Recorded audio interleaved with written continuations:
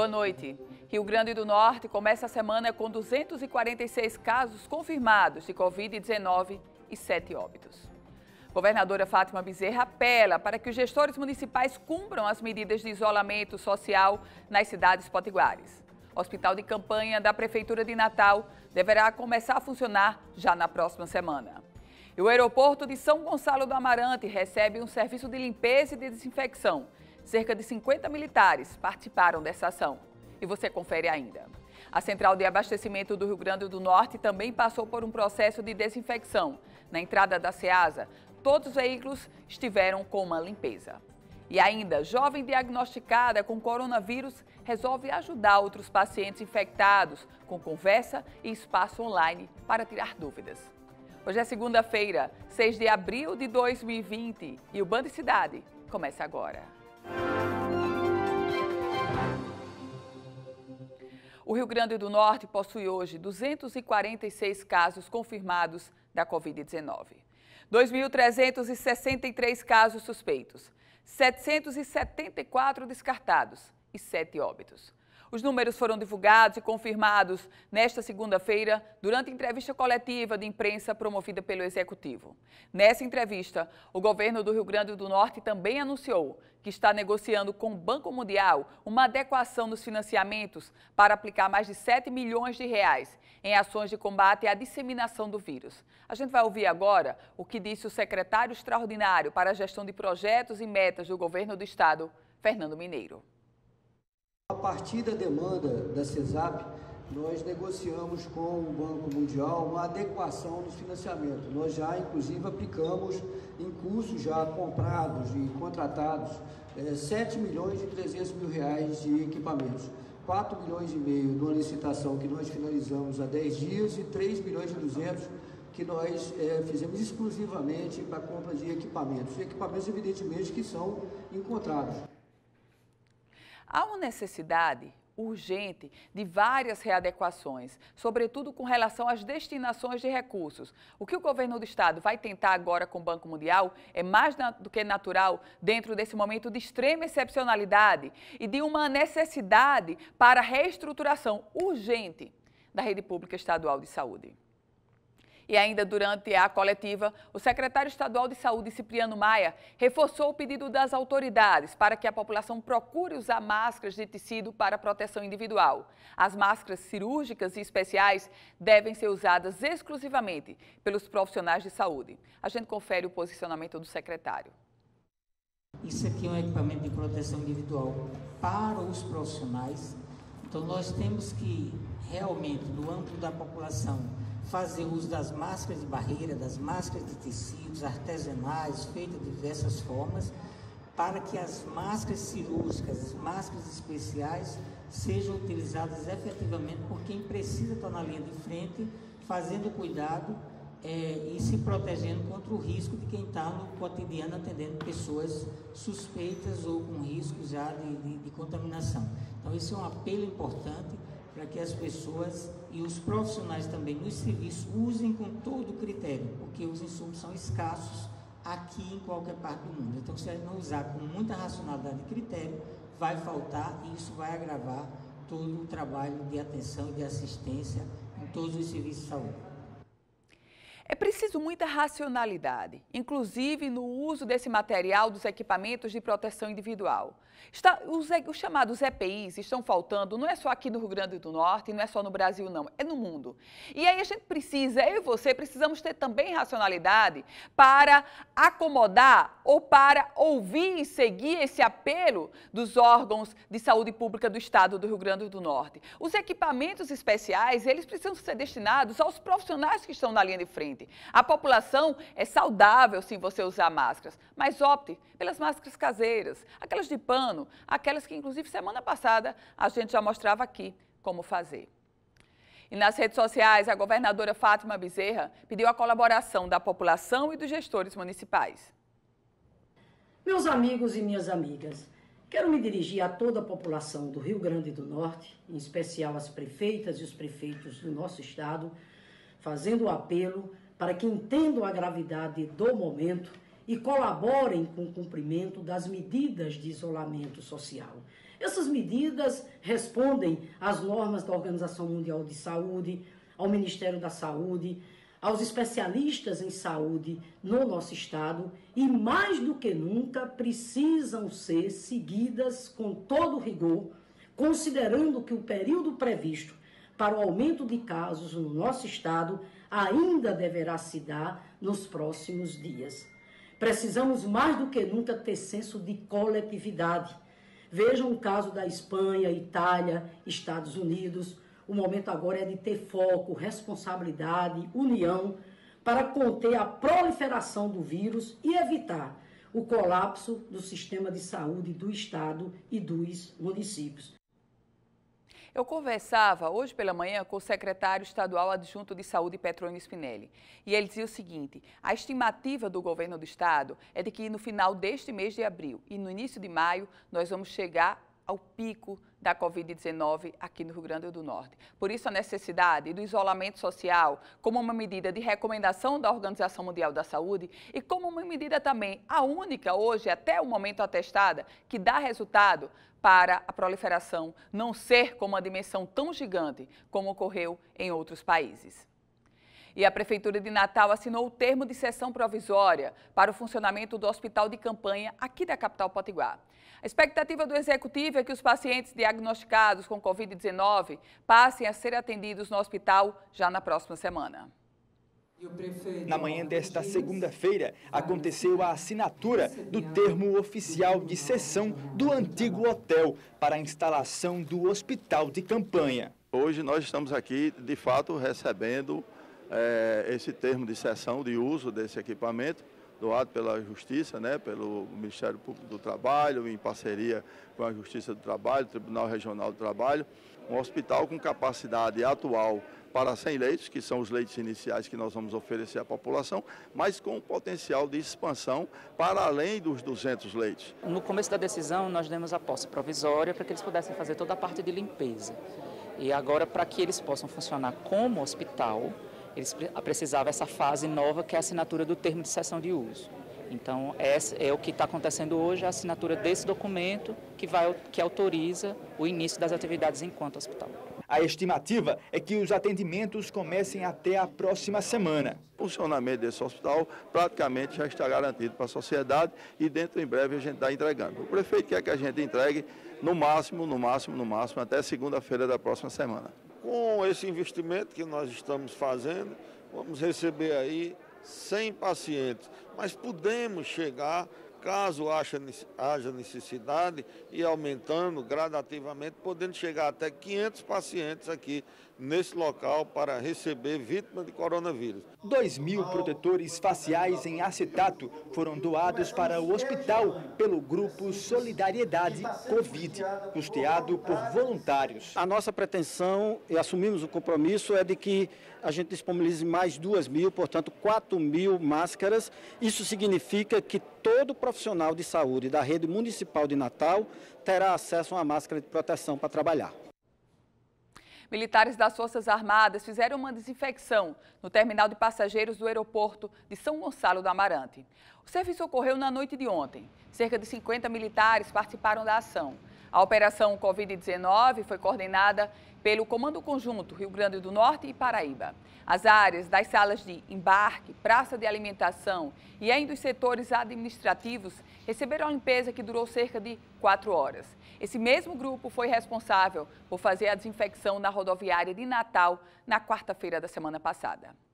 E ainda nesse foco, na Central de Abastecimento do Rio Grande do Norte, a CEASA, os veículos que entram no local também estão passando por um processo de limpeza e desinfecção.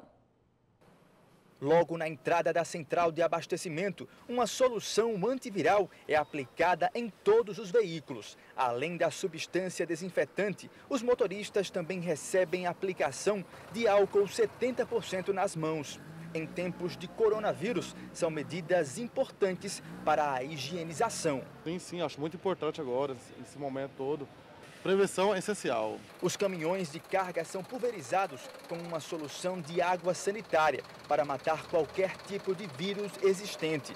A substância é aplicada na entrada e na saída. O nosso foco é tentar fazer a barreira sanitária logo na entrada. Por quê? Porque é o momento onde público externo adentra as centrais de abastecimento. Com isso, a gente adota uma prática preventiva de aplicação de álcool nas mãos, em virtude que a gente aqui tem uma troca do ticket de estacionamento e é viável essa esterilização das mãos das pessoas que adentram aqui as centrais de abastecimento. O trabalho de prevenção teve início há uma semana, uma medida adotada em conjunto com todas as centrais de abastecimento do país. Temos um fluxo estimado de 300 caminhões por dia. Se a gente for botar um número, além de utilitários e clientes externos que passam por essa barreira sanitária, esse número chega aproximadamente a 600, 800 veículos dia. Em edição extraordinária do Diário Oficial do Estado, o Executivo autorizou a antecipação da colação de grau de 28 estudantes do curso de Medicina da Universidade Estadual do Rio Grande do Norte, a UERN. A determinação tem como objetivo reforçar as medidas de combate à pandemia do novo coronavírus e se baseiam na legislação estadual que dispõe sobre a flexibilização para a conclusão antecipada para estudantes de 4 cursos da área da saúde, entre eles Medicina. Além dos profissionais médicos, o decreto também autoriza a colação de grau de 33 formandos do curso de enfermagem da UERN. Eles já concluíram o curso e aguardavam apenas a cerimônia de colação de grau. De acordo com o governo do estado, a turma de medicina da instituição estadual já chegou a cumprir 93,39% do internato, que é a segunda fase do curso após os primeiros 4 anos do básico de medicina. Essa decisão, esse decreto da governadora Fátima Bezerra é sensato e vai no ensejo do que preconizou o próprio Ministério da Educação. Antecipar o curso de medicina, mas não é antecipar em 1 e 2 anos. É antecipar para aqueles que já estão no processo de praticamente se formarem, ou seja, 94%. Observemos que nós estamos em um momento de extrema excepcionalidade e sessões são necessárias para que a gente se adeque e tente combater de forma mais eficaz a Covid-19. Nesse contexto, antecipar a colação de grau de estudantes de medicina, seja de farmácia, de enfermagem, é sensato, é plausível, é necessário. O Ministério da Saúde não fez um levantamento de mortes entre os profissionais de saúde vítimas da Covid-19. O que se sabe até agora é que eles correm mais risco de desenvolver a forma grave da doença por ter contato com o vírus em grande quantidade. Medo, cansaço, sentimento de impotência.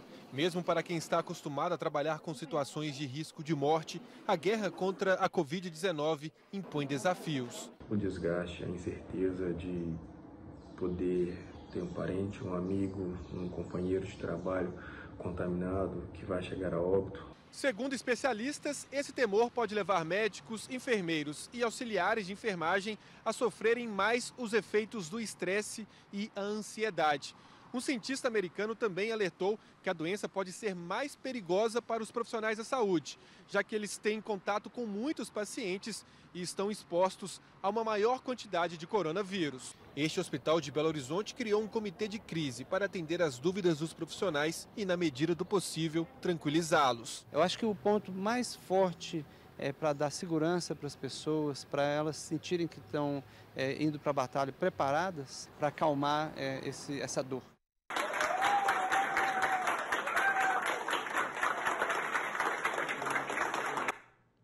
Os profissionais de saúde merecem todo o nosso respeito, nosso aplauso e nossa homenagem. São heróis, são heroínas anônimos que estão espalhados por todos os estados do país e que estão fazendo, sim, o seu máximo, mesmo diante de toda a diversidade, de um inimigo invisível e da falta, do déficit, da deficiência da própria rede e de equipamentos de proteção individual.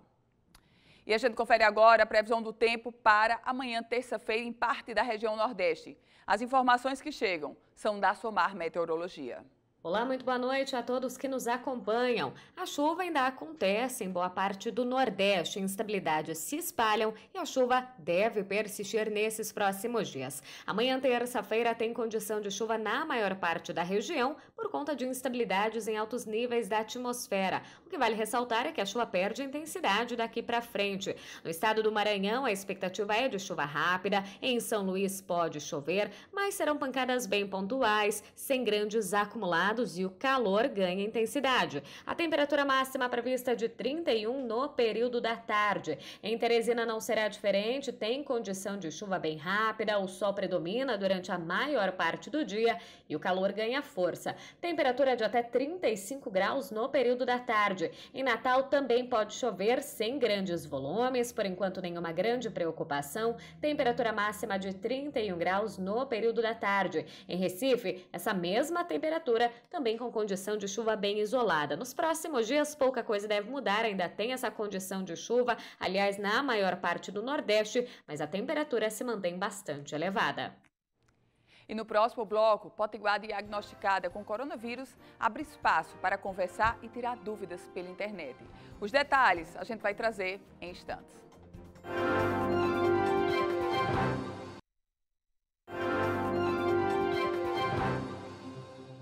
A ansiedade de contrair e conviver com o diagnóstico da Covid-19 fez uma potiguar romper o anonimato e decidir conversar com as pessoas que a procuravam para tirar dúvidas.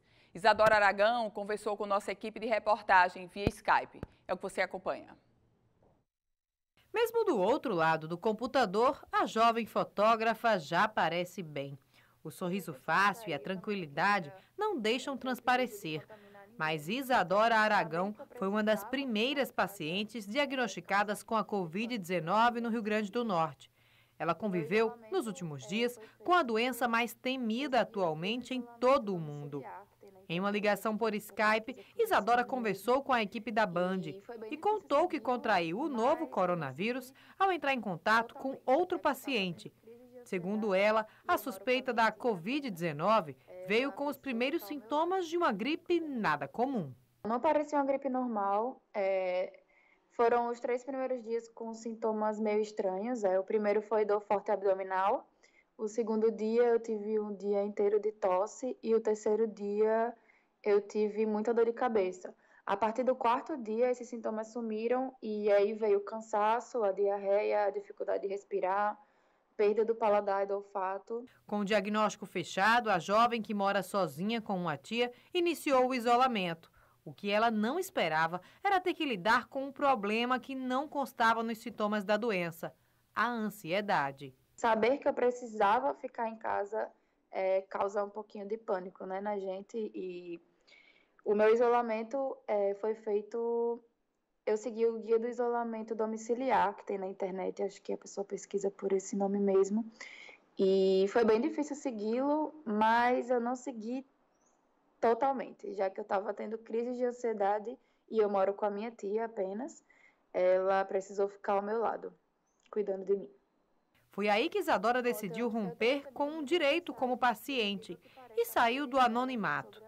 Nas suas redes sociais, relatou que tinha sido diagnosticada com a doença e decidiu dedicar seu tempo em tirar dúvidas e conversar com pessoas que viviam o mesmo medo que ela. E eu decidi ajudar as outras pessoas que estavam passando pela mesma coisa. É todo o apoio que a pessoa precisa no início dos primeiros sintomas, tirar dúvidas. Enfim, eu não sou médica, como eu disse para você, mas eu me informo bastante, eu não dou conselhos médicos, eu apenas tento tranquilizar as pessoas. Isadora relata que as dúvidas vêm de todas as faixas etárias: crianças, adolescentes, adultos, homens e mulheres. A maioria das perguntas eram sobre os sintomas, né, o que eu sentia, e acho que mais as perguntas sobre a ansiedade, isso me aflige bastante. Eu vejo o quanto de gente que está com medo e talvez isso não seja tão divulgado, né, que essa doença, apesar dela ser uma pandemia, ela ter sintomas clínicos, existem muitos sintomas psicológicos. As redes sociais de Isadora continuam abertas. Ela teve que montar uma programação para dar conta das perguntas e das novas amizades. Ainda em isolamento, a fotógrafa potiguar deixa um recado para quem está sentindo, assim como ela, a ansiedade à flor da pele. Cuidem da saúde mental. Se precisarem de ajuda, acho que o governo também está com uma plataforma, né, que tem o apoio emocional, com psicólogos que se revezam. E se precisar realmente de uma ajuda maior, não tenha medo, procure um psicólogo, vá se tratar, é o melhor. Ninguém está sozinho nessa. E agora eu tenho um recado para você. Assim como eu, você deve estar preocupado com o coronavírus, certo? O Apvida montou uma estrutura online para estar perto e ajudar você a atravessar esse momento. Todos os dias, às 3 horas da tarde, o médico tira as principais dúvidas sobre a doença e mostra como fazer para se proteger. Além disso, você pode acompanhar às 5h45 da tarde boletins diários com notícias sobre a evolução da Covid-19 pelo Brasil, melhorias na rede de atendimento e diversas dicas, isso sem perder o bom humor e a saúde. Pela manhã, o Apvida não vai deixar você parado no sofá de casa. Todo dia há uma programação que vai da yoga à zumba para você se manter muito saudável. Entre lá nas redes sociais e acompanhe toda essa programação. E para quem é cliente Apvida, saiba que existe um plantão de orientação médica 24 horas pelo telefone 4002-2872 e pelo chat online de 8 da manhã até às 18 horas, onde você pode interagir na sua privacidade com profissionais de saúde. Por fim, fica o recado do Apvida para você. Todos por todos. É assim que venceremos juntos a Covid-19. No próximo bloco, 90% dos hotéis do Rio Grande do Norte estão fechados. O cenário disso você confere em instantes.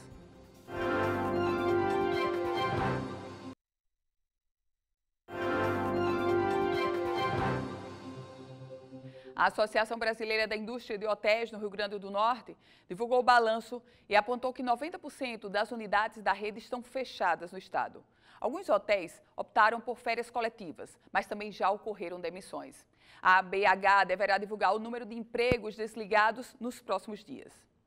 E essa questão de emprego no Rio Grande do Norte e do segmento do turismo é sem precedentes. Isso porque não é só o desemprego daqueles que estão trabalhando nos hotéis, mas é também o desemprego daqueles que circulam a atividade do turismo.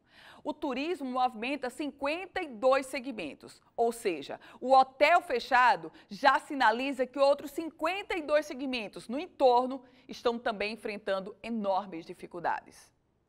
E a gente vai agora direto a Brasília, conferir as notícias do dia no Congresso Nacional. Quem traz as informações, Fernanda Martinelli. Muito boa noite para você, Fernanda.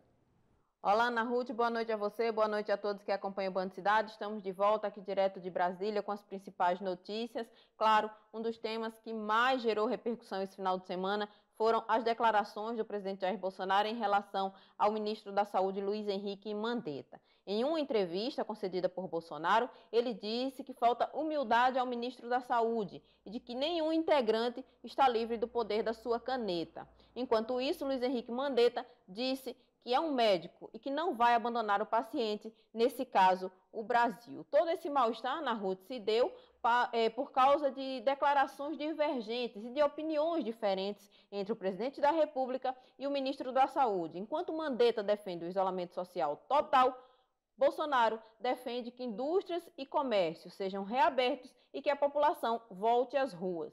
Em pesquisas feitas durante esse final de semana, acabou se constatando que 76% da população defende o isolamento social total e não apenas de idosos e de pessoas com doenças pré-existentes. Um outro tema que também está sendo muito debatido aqui em Brasília é o Corona Voucher, um benefício de R$ 600 a R$ 1.200 que vai ser pago a desempregados, autônomos e microempreendedores individuais, que não estão registrados na base do governo federal.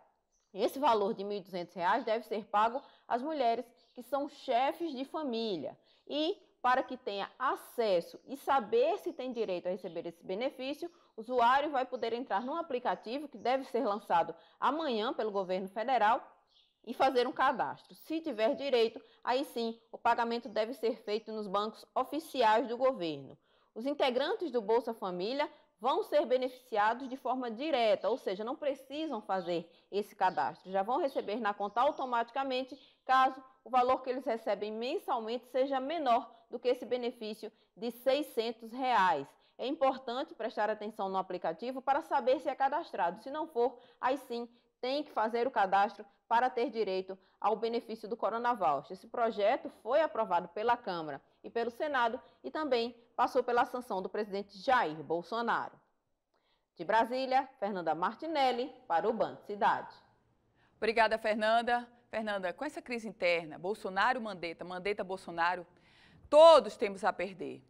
É preciso a gente deixar o discurso, a situação, os interesses políticos partidários. Eu sei que tem muita gente querendo essa briga entre Mandetta e Bolsonaro. Não, minha gente. Se o ministro da Saúde, Luiz Henrique Mandetta, se ele for exonerado ou se ele pedir para sair, sabe quem mais vai perder? Eu e você. A população brasileira. O ministro da Saúde, Luiz Henrique Mandetta, em meio a toda essa crise que a gente vive, uma crise sem precedentes, ele vem sim fazendo um trabalho técnico, um trabalho racional e um trabalho equilibrado. Milagre ele não faz, mas faz um trabalho certo sim.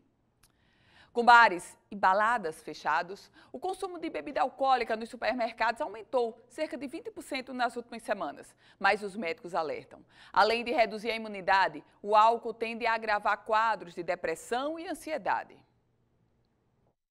Sextou e eu tô aqui me preparando para trocar a garrafa de álcool gel por uma boa garrafa de vinho. Bora pra videoconferência. E começa mais um happy hour dessa turma de amigos de Florianópolis. Aê! Um brinde a vocês que me fazem companhia! Encontros como esse por aqui ajudam a atenuar um pouco a solidão em tempos de isolamento físico. Mas é preciso atenção para não exagerar no consumo de bebida alcoólica durante essas reuniões e em outros momentos ao longo da quarentena.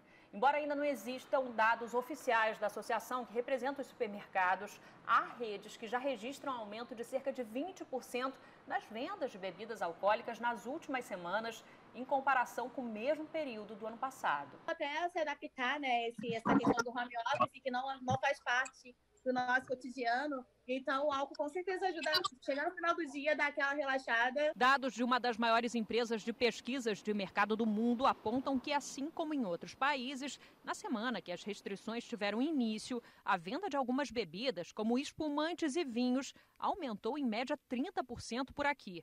Mas apesar da sensação de relaxamento, especialistas alertam que, além de diminuir a imunidade, o álcool tende a agravar quadros de depressão e ansiedade. Diante do aumento no consumo, o Centro de Informação sobre Saúde e Álcool, que é referência em estudos no tema, lançou um alerta para os riscos entre pessoas que não são dependentes. A orientação é não exagerar.